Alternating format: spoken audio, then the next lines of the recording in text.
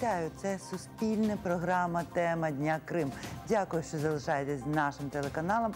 В студії для вас цю програму проведу я, ведуча Лариса Волошина. Сьогодні, 20 травня, у Маріїнському палаці в Києві відбулася прес-конференція президента України Володимира Зеленського. Мова йшла про підсумки першого року при владі президента. Серед іншого були озвучені питання щодо окупованого Криму. Зокрема, говорилося про проведення зустрічі лідерів 4 країн в нормандському форматі, про звільнення з російського полону мешканців Криму, також про зміну статусу Криму на кримсько-татарську національно-територіальну автономію і про можливості обговорення звільнення півострова на різних міжнародних майданчиках. Тож про що розповів сьогодні український президент та про що свідчать його відповіді? Про все це ми поговоримо з нашими гостями. З нами на зв'язку Ескандер Баріїв, член Меджлісу кримсько-татарського народу, голова Кримсько-татарського ресурсного центру. Вітаю вас, пане Ескандере. Добрий вечір. Як ви особисто оцінюєте прес-конференцію Володимира Зеленського, зокрема те, як обговорювалися питання окупованного Криму? Ну, если честно, мне, как человеку, который имеет прямое отношение к Крыму и который не может вернуться в Крым, конечно же, хотелось бы услышать больше, услышать более, хотя бы какие-то более четкие посылы о том, что все-таки у украинского государства есть государственная политика. Я сейчас не говорю уже, или хотя бы видение государственной политики, я уже не говорю о стратегии, о деоккупации Крыма, а также есть у государства Украины видение государственной политики реализации прав крымско-татарского народа. К сожалению, я этого сегодня не увидел на пресс-конференции. И, конечно же, это говорит о том, что, наверное, надо активнее и больше поднимать этот вопрос, потому что вопросы, когда мы просто говорим о строительстве 500 квартир со стороны, причем, опять же, по турецкой инициативе, когда речь идет у президента, о том, что возможны форматы, а какие непонятно, что он готов встречаться и нужно встречаться ради результата, но мы не видим четкий результат. Поэтому я считаю, что когда мы говорим, или когда первое лицо все-таки страны говорит о каких-то подходах, понятно, что не нужно раскрывать все, но нужно хотя бы давать четкие посылы, четкие месседжи. И то, насколько я владею информацией, потому что я старался тоже смотреть эту пресс-конференцию, то, в принципе, о Крыме поднимали вопросы только журналисты телеканала АТР, насколько я знаю, то в конце, даже после окончания. От я хотіла з вами більш докладно обговорити саме цей момент, тому що журналістка АТР Гульцум Халілова, їй надали слово вже коли прес-конференція закінчилася. І коли вона сказала, а про Крим, дайте питання про Крим задати. Тоді кажуть, що добре, про Крим добре. І от у Зеленського Гульцум Халілова запитала, чи вважає він питання внесення поправок до Конституції України важливими для себе як гаранта Конституції. Мова йде про кримсько-татарську автономію. І ось що на це відповів президент. Давайте послухаємо, а потім продовжимо. К примеру, совсем недавно мы встретились в большом кругу, да, и был и господин Джемилев, и господин Чубаров, и господин Чигос, и представители Меджлиса. Мы все встретились. Это было пару дней назад, да, мы встретились на Банковой. Это не первая наша встреча. Мы все консолидированно приняли решение, что создается отдельная группа, куда входят они, еще другие представители громадськості, кримських татар та інших людей, які представляють вчених, да, вчений напрямок. Ми всі зберемося. Ця рада починає працювати. Вона напрацьовує зміни до законодавства України, які можуть бути зміни до Конституції України. Яким чином ми підтримуємо те населення, тому що багато програм вже запроваджено. Наприклад, там в Херсонщині, як ми домовилися з Ердоганом, він готовий будувати. Да, і велику мечеть, знайшли ж землю, в Києві, є вже проєкт. Питання Криму в інформаційному просторі і дійсно може його замало, але його точно не замало у справах держави, яка робить.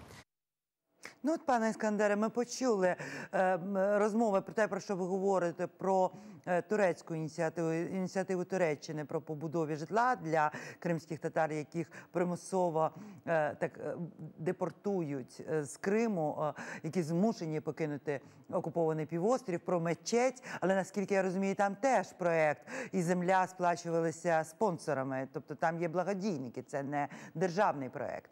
Але от питання по автономії. Знову ми почули про робочу групу, про напрацювання якихось законопроєктів, про вчених. Ну, в мене таке враження, от особисто в мене виникає про День бабака, тому що була група і були напрацьовані законопроекти. От скажіть, будь ласка, коли ви ж приймали участь в зустрічі з Володимиром Зеленським 18 травня, яка відбулася, і ви написали допис з цього приводу, де ви якраз зазначили, що, я цитую, мені не зрозуміло, навіщо створювати робочу групу, коли в історії незалежної України вже існували форми та інститути комунікації президента і представницького органу кримськотатарського народу. Далі ви говорите про те, що існують зміни, існує представництво. З 2014 року Верховна Рада визнала кримськотатарський народ корінним, а Меджліс і Курултай – представницькими органами кримськотатарського народу. І далі, я знову ж таки цитую вас, президент України міг би вже безпосередньо взаємодіяти з Меджлісом на регулярній основі. Однак підготований проєкт указу президента про взаємодію з Меджлісом кримськотатарського народу залишився непідписаним. От поясніть, будь ласка, про що мова, про який указ ви писали тут? Да, действительно, я написал такой пост, потому что дело в том, что когда мы говорим о каких-то рабочих группах, о создании рабочих групп, обычно существует такое мнение: если хочешь, скажем, не дать развитию дела, то создавай рабочие группы. Дело в том, что относительно, если мы говорим 10 раздела статьи 10 раздела Конституции Украины, ведь над этим, если вспомните, работала в свое время рабочая группа Конституционной комиссии Украины. И в итоге есть определенные наработки, которые могли бы быть использованы. С другой вопрос, когда мы говорим о сегодняшнем взаимоотношении президента и Меджлиса крымско-татарского народа как представительного органа, с другой стороны, мы должны давать четкие посылы. Наконец, в этой стране, в этом государстве у нас будут ли порядки или нет? Когда на самом деле с 2014 года у нас официально в Украине существует представительный орган Меджлис крымско-татарского народа. Постанова от 20 марта, где четко сказано, что Меджлис крымско-татарского народа это является официальным органом. Теперь другой вопрос. А что должно регулировать деятельность Меджлиса? Как Меджлис должен действовать в правом поле, в каком правом поле Украины? Вот здесь как раз речь идет тех правовых документах, нормативно-правовых документах, о законах, которые могли бы регулировать. И в первую очередь, опять же, еще хочу повторить, это закон о коренных народах. Теперь, когда я говорю об указах, ведь на самом деле на сегодняшний день на бумаге написан, на бумаге существует, его никто не отменял. Во-первых, указ о Совете представителей крымско-татарского народа. Если помните, эта идея еще возникла в 1999 году, когда указ издал президент Кучма, дабы, скажем, легитимизировать крымско-татарский народ. Да. После того были определенные процессы, пытались менять указы, пытались менять людей. Далее. Если мы возьмем взаимодействие относительно этого указа, этот указ по сегодняшний день существует, и существует так называемый Совет представителей. Но, учитывая то, что с 20 марта 2014 года Меджлис является официальным органом в соответствии с постановой Верховной Рады Украины, то здесь, в принципе, можно было бы отменить, и мы этого ожидали, что будет отменен этот указ, и будет подписан указ о взаимодействии с Меджлисом крымско-татарского народа. И вот здесь как раз-таки данным указом могло бы быть хотя бы на этом этапе регулирование взаимоотношений. И в рамках этого указа уже можно было бы думать о каком-то календарном плане встреч представительного органа и офиса президента, где могли бы отрабатываться все эти вопросы уже во взаимоотношении высшего руководства страны и представительного органа коренного народа Украины. Кроме того, ведь сегодня есть на бумаге, опять же, и указ об институте уполномоченного президента Украины по вопросам крымско-татарского народа. По сегодняшний день этот указ так и не реализован, и у нас нет уполномоченного, где в том числе этот институт мог бы нарабатывать или дорабатывать эти процессы, связанные с реализации коллективных прав крымско-татарского народа. Поэтому, конечно же, я на этой встрече уже, учитывая, что вот пошли разговоры относительно вот таких вот рабочих групп и так далее, я вспоминаю, опять же, и в первую очередь отдавая долг памяти жертвам геноцида крымско-татарского народа 1944 года, я просто напомнил о том, что расследование депортации как геноцид было начато с декабря 2015 года. Уже прошло 4,5 года. Понятно, проделано много работы. В том числе проделано много работы прокуратуры. Мы содействовали этому процессу. Но уже 4,5 года. Наши адвокаты сегодня говорят о том, что достаточно материала для того, чтобы эти дела пошли в суд и было судебное решение, и довести это дело до ума. А с другой стороны, я понимаю, что есть определенные сложности, в том числе у прокуратуры, в том числе и ресурсные, поэтому, чтобы довести это дело до конца. Поэтому я и обратился к президенту, чтобы он взял этот вопрос под личный контроль. Не потому, что не для того, чтобы он вмешался Він в пообіцяв вам це зробити?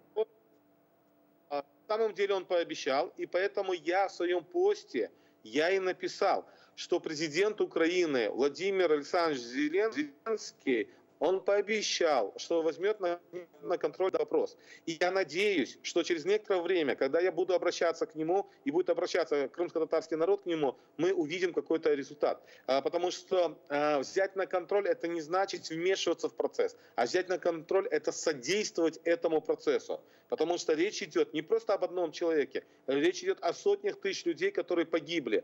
Речь идет о имидже Украины, речь идет о, скажем, восстановлении справедливости против нарушения права, против человечности.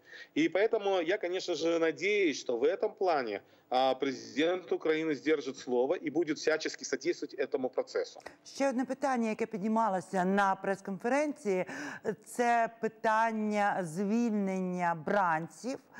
Президент сам торкнувся теми звільнення українських в'язнів, що утримуються на території Росії та окупованого Криму. Давайте спочатку послухаємо, що сказав президент, а потім прокоментуємо. На сьогодні у нас було 3 обміни. 3 обміни. Як би там не було, 135 людей повернулось в Україну. 135 українців були звільнені.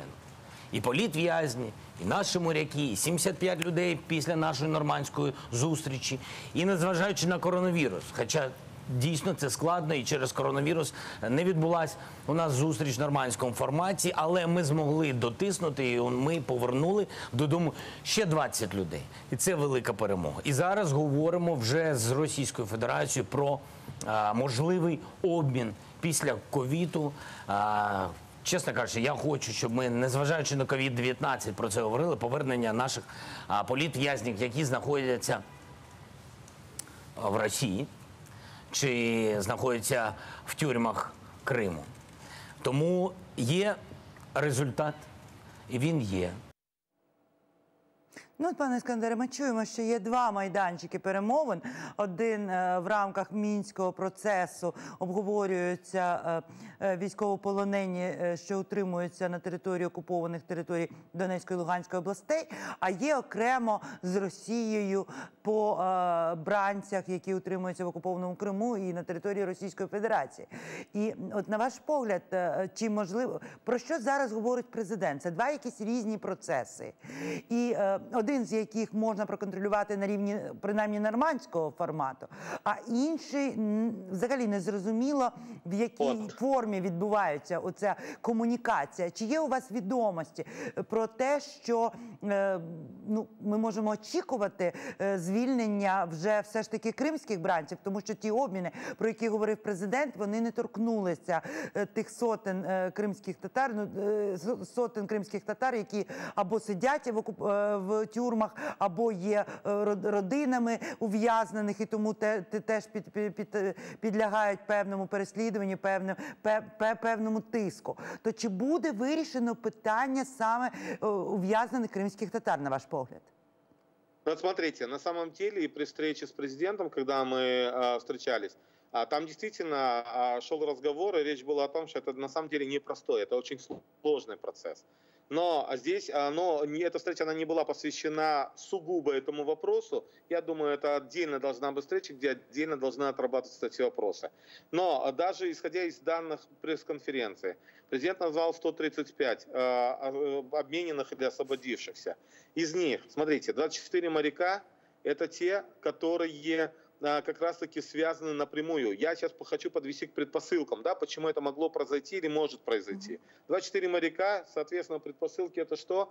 Это, конечно же, решение Международного трибунала по морскому праву. И Российская Федерация все равно должна была отпускать моряков. Но для того, чтобы для своих избирателей, для своих граждан это все размазать и показать, что они не исполняют Международный трибунал решения, а это добрая воля Путина, то они, конечно же, привязывают 11 политвязней. Вот как раз это тот обмен, где могли бы быть как можно больше именно политвязней Крыма. И вот эти 11 политвязней, конечно, в первую очередь были включены те токсичные люди, как Сенцов, Кольченко, которые на слуху политика европейского или американского и других. Поэтому и произошло. Что касается остальных обменов, это я уже говорю декабрьский и апрельский, они как раз таки проводились в рамках нормандского формата или минского формата. И я неоднократно говорил и в вашей студии, что в рамках этих форматов мы никогда не увидим в обмене крымских политзаключенных. И поэтому обнадеживать или рассчитывать на это не стоит. Поэтому здесь могут быть в перспективе, либо мы должны серьезно создавать предпосылки для обмена. А такими предпосылками могут быть. То есть появилась недавно ситуация, когда был арестован Шайтанов. Вот я думаю, о Шайтанове будут думать или задумываться российская сторона. Далее это может быть решение ЕСПЧ, где будут конкретные четкие позиции Европейского суда по правам человека.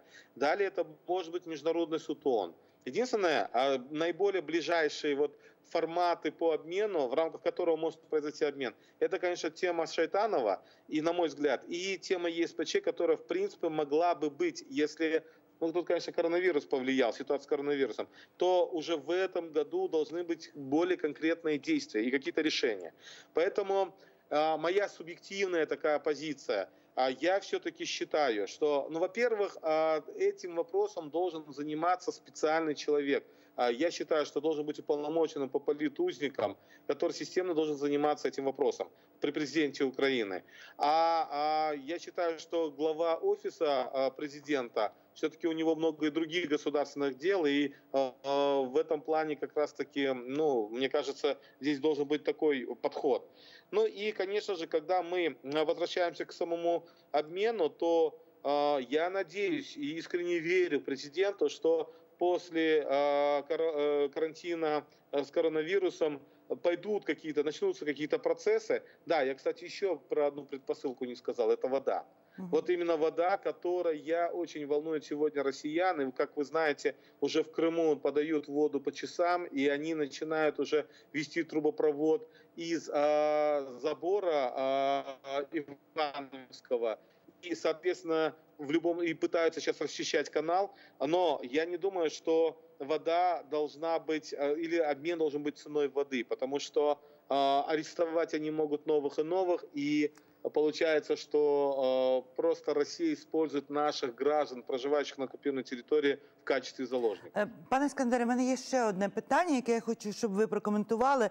Сьогодні Рефат Чубаров, лідер Меджлісу кримськотатарського народу, анонсував о 21:30 за київським часом прямий ефір на своїй фейсбук-сторіночці, де він хоче обговорити, пояснити позицію щодо, як пройшли меморіальні заходи щодо 76-ї річниці депортації, проговорити якраз зустріч Меджлісу кримськотатарського народу і президента Володимира Зеленського. А також він говорить, одним з пунктів буде провокація в ООН, яку готує Росія. Може, ви відкриєте завісу, про Про яку провокацію мова? Но дело в том, что это на самом деле не секрет. Российская сторона пытается провести в онлайн-режиме совещание. И совещание, ну там даже речь была, что Россия инициировала даже в формате АРИА провести Совет Безопасности. Но, во всяком случае, она пытается собрать ряд стран, которые поддерживают Россию, скажем так, для того, чтобы поднять снова тему Крыма. Но благодаря все-таки нашим партнерам, я думаю, об этом, может, сегодня раз анонсировал Рифат Ага Чубаров, он расскажет об этом более подробно. Я единственное могу сказать, что есть партнеры все-таки Украины, друзья Украины, которые всячески пытаются поддерживать и в этом вопросе, дабы все-таки четко обозначать, что Крым все-таки оккупирован, и там проводятся репрессии. И примером тому является, опять же, вспомните, на 18 мая заявление 6 стран: Украины, Грузии, стран Балтии, это Эстония, Литва, Польша и Латвия, которые сделали заявление, приуроченное к 18 мая и приуроченное к тем репрессиям, которые совершает Российская Федерация в отношении крымско-татарского народа. Поэтому это все взаимосвязанные процессы. И, конечно же, данная провокация, которую планирует Российская Федерация, направлена в первую очередь на что? На то, чтобы снять санкции или ослабить санкции. Потому что действительно в Российской Федерации сейчас серьезные проблемы, как в экономическом плане, так мы же знаем ситуацию и с нефтью, и с газом, и ситуацию с коронавирусом в Российской Федерации. Поэтому с нашей стороны, опять же, мы должны системно работать, системно информировать, и чтобы наша украинская власть все-таки не шла на уступки Российской Федерации. Да, уступки могут быть взаимовыгодными. А взаимовыгодность для Украины в первую очередь это сохранение или восстановление, вернее, целостности Украины в полном объеме. Вот тогда мы можем о дальнейших взаимовыгодных условиях что-либо обсуждать или говорить с Російською Федерацією. Ще одне питання, яке виникло просто несподівано на цій прес-конференції. Я хочу зачитати вам пост журналіста Антона Наумлюка, відомого журналіста, який присутній в Криму чи не на всіх політичних процесах, який постійно і послідовно висвітлює ту ситуацію, яка відбувається в окупованому Криму. Тож Антон Наумлюк пише: про Крим Володимира Зеленського за весь час прес-конференції не запитали жодного разу. Якщо не брати до уваги донос журналіста телеканалу «Наш» про російський паспорт Лінура Іслямова. Ні про повернення кримських в'язнів, ні він лише повторив, серед іншого, що перемовини продовжуються після карантину, ні про стратегію щодо півострову деокупації, ні про інформаційну стратегію, взагалі ні про що. Гульцум Халілова із АТР дозволили поставити пару загальних питань вже коли оголосили про закінчення зустрічі. Президент відповів, але це, звичайно, дивно, наскільки півострів зник з інформаційної повістки. От ви поділяєте думку Антона Наумлюка, що сам формат, те, як була побудована ця бесіда, де про Крим не говорилося, якщо говорилося, то якимось дуже дивним чином. Що це свідчить про те, що Крим все ж таки зникає з політичної інформаційної повістки дня, і що це не ті питання, які зараз хоче обговорювати президент і його оточення? Но в первую очередь я бы сказал, что это вызывает определенную настороженность. Потому что на самом деле возникает массу вопросов, почему происходит таким образом. Ведь на самом деле, насколько я знаю, если я ошибаюсь, то я приношу извинения, но не получила аккредитацию Янина Соколовская, не получила аккредитацию Радио Свободы, не получили аккредитацию еще ряд журналистов. Вот те журналисты, которые однозначно, на мой взгляд, могли бы поднять тему Крыма. Кроме того, что вы сказали про Гульцум Халилову, то однозначно мы являемся свидетелями, когда ей практически дали слово после окончания или во время окончания пресс-конференции. Но здесь, вы понимаете, может быть, это и случайность, но я бы сказал следующее, что на самом деле это пресс-конференция на таком высоком уровне. 3 часа ведется пресс-конференция. Соответственно, конечно же, порядок денный или повестку дня все равно определяет пресс-секретарь президента. И действительно закрадывается вопрос, а хотел ли или просто не готов, возможно ли президент Украины сегодня говорить о Крыме, или, возможно, ему нечего сказать, потому что это итоговая конференция за год работы. И, возможно, это связано с этим. Пока он не готов был что-либо сказать, возможно, он в ближайшее время проведет пресс-конференцию и расскажет о Крыме, но на сегодняшний день действительно вот эта ситуация, она вызывает серьезную настороженность. И действительно, хотелось бы, чтобы, я опять же после просмотра данной пресс-конференции, я сделал очередной вывод, что тот пост, который я написал вчера вечером или днем, не помню, все-таки он имеет силу, имеет право на существование, що я все-таки оказався прав. Дякую, пане Іскандере. З нами на зв'язку був Іскандер Барієв, член Меджлісу кримськотатарського народу і голова Кримськотатарського ресурсного центру. А ми готові поговорити з Олексієм Гаранєм, науковим директором Фонду демократичні ініціативи імені Ілька Кучерєва. Вітаю вас, пане Олексіє. Вітаю. І професором Києво-Могилянської академії. І професором Києво-Могилянської академії. Так, саме так. Пане Олексію, поділіться, будь ласка, своїми враженнями від прес-конференції Володимира Зеленського.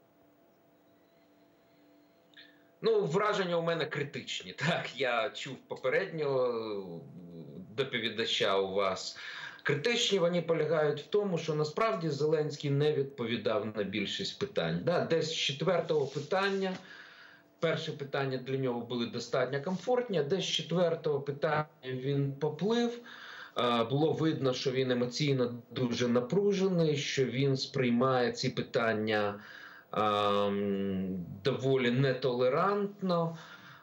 Він таки переходив в контрнаступ, але на журналістів, але це виглядало так, що він почував себе не дуже комфортно, чесно кажучи. І знову ж таки, на більше з цих питань ми не отримали змістовної відповіді. Тобто це було таке, як би так сказати, не політологічне відгавкування.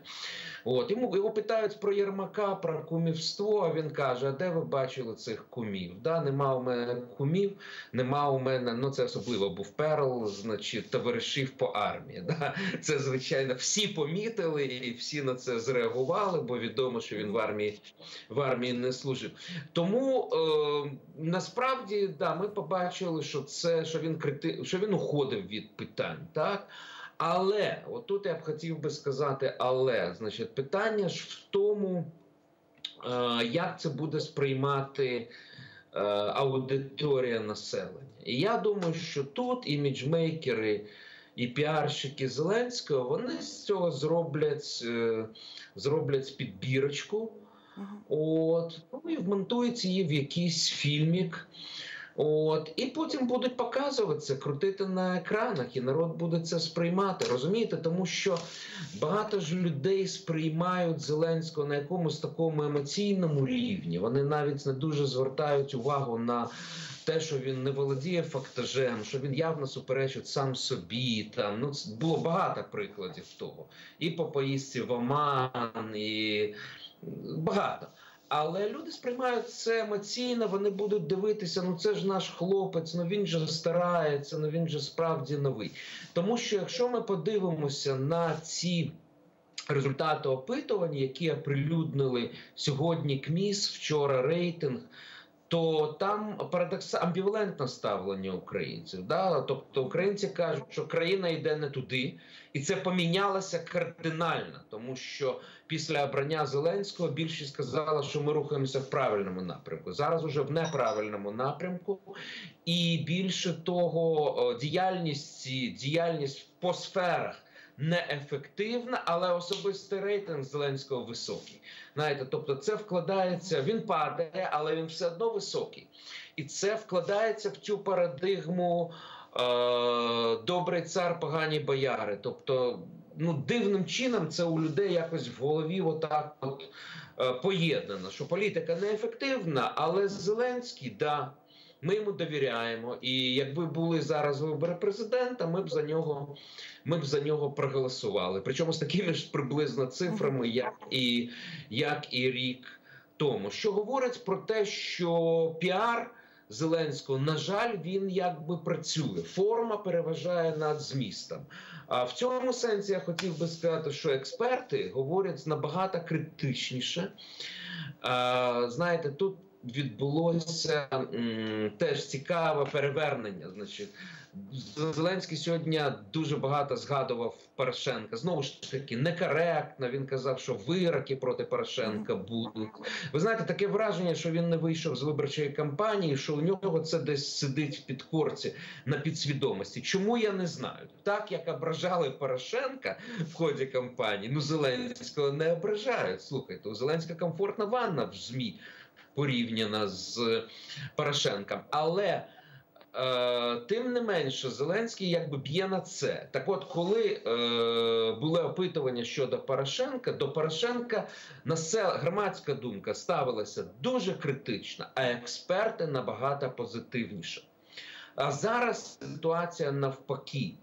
Громадська думка до Зеленського ще ставиться позитивно, а експерти оцінюють це дуже критично. Ну, принагідно, я хочу сказати, що завтра у нас буде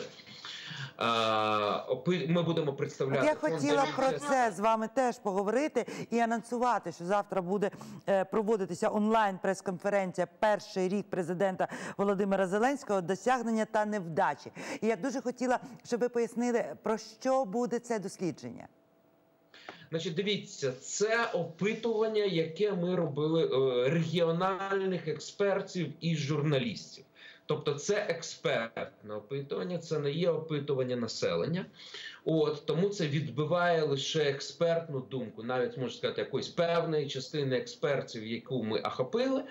Але це експерти і журналісти, і оцінки дуже критичні. Я не можу зараз повідомляти всі результати опитування, але на загал це буде оцінка така. І завтра ми її будемо, це буде о 13:30 через платформу Укрінформа. Так що, будь ласка, вмикайте YouTube, будуть цікаві спікери, ми будемо про це поговорити. Я вам можу відкрити один секрет, що оскільки оцінки опитаних нами експертів дуже критичні,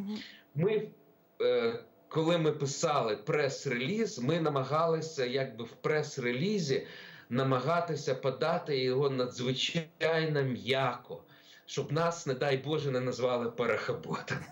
Тобто завтра буде цікаво.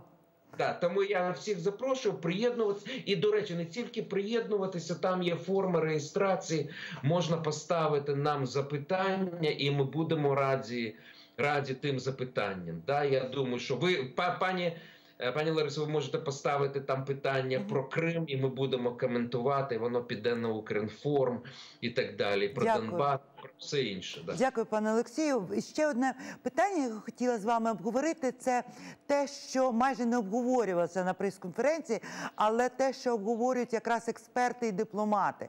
Це питання плівок, так званих плівок Деркача, які з'явилися, які вже спричинили величезний скандал. Мова йде про нібито домовленості Петра Порошенка і тодішнього президента, тоді ще президента України діючого Петра Порошенка і віце-президента Сполучених Штатів Джо Байдена, нинішнього кандидата на пост президента Сполучених Штатів. І от що з цього приводу пише, наприклад, «Європейська правда», Сергій Сидоренко, відомий журналіст, і Юрій Панченко. Вони пишуть про те, що Україна вперше опинилася в такій незвичній для себе ролі. Якщо раніше нею грав Трамп, то тепер вона сама атакує і сама після цієї конференції, після того, як Володимир Зеленський сказав, фактично підтвердив, що це важливий момент і що прокуратура почала карну справу щодо цих плівок через матеріали, які є в цих плівках.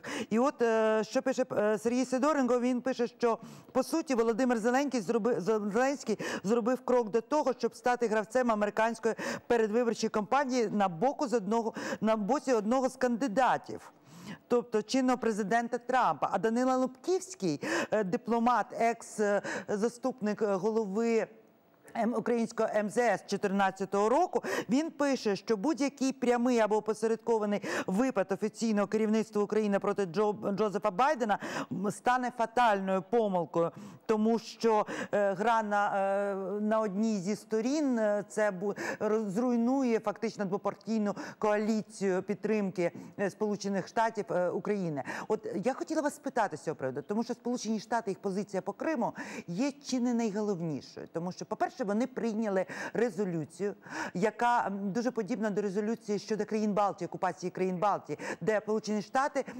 з цим документом проголошують, що вони ніколи не визнають Крим російським. Тобто Сполучені Штати не буде цього відзнання, а це, в принципі, міжнародна політика. По-друге, в Сполучених Штатах теж був документ, який вони прийняли, що зняття санкцій проти Російської Федерації можливо тільки тоді, коли президент, будь-який президент, доведе парламентарям, що окупація закінчена. Без доказів з боку президента зняти санкції неможливо. Що би він там не хотів. Це дуже важливі речі. І от чи не бачите ви загрозу тієї гри, яка почалася навколо Джо Байдена, і того, що позиція Сполучених Штатів може помінятися? Ну, позиція Штатів щодо Криму, я думаю, не поміняється. Так що тут давайте заспокоїмо наших глядачів і слухачів. Але українська влада може опинитися дійсно в дуже такій дурній, відверто кажучи, ситуації. Давайте розуміти, що плівки Деркача – це маніпуляція.